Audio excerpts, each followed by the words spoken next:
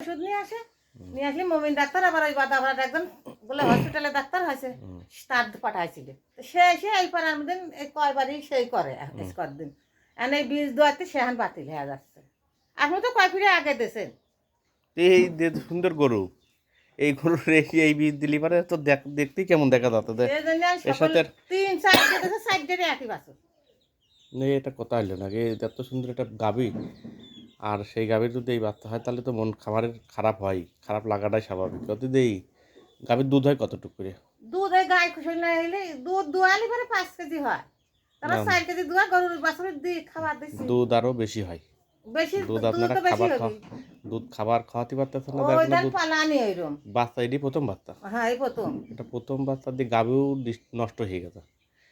এই গাভীও জন্যই তো নষ্ট। হচ্ছে ওই গরু মুনির আমার এই দেখি ওর আব্বাসে কাজ করতে পারে না তো, এই জন্য আমার সব ছোট ছেলে যে ঢাকায় খায়, তার ওই সরকারি যে ইট কাটতেছে না ওই মেশিন চালায়। সেই সেইখানে চলে যাওয়ার পরে আরে তার মেশিন টেশিন চালান টালান নেই, সে নেই থাকতেছে, বেতন ঠিক মতন দেয় না। তো এর জন্যই নিজেও পয়সা করি নেই, এর খাদ্য দিতে পারিনি। খাবার খাওয়ালে দুধ আরো বেশি হবে। আর আর এই জাতীয় কাদার করা, এই বাছুরের এই গরুর থেকে এরকম বাছুরই আরো ভালো হবে, এর থেকে ওর বাছুর হবে ভালো। মানে সেই বাছুরের বাছুর আর দুধ যদি বেশি না হয়, গাভী গরুতে লস হয়। যদি এত ভালো সুন্দর একটা গাভী, সেটা তো লস হবে।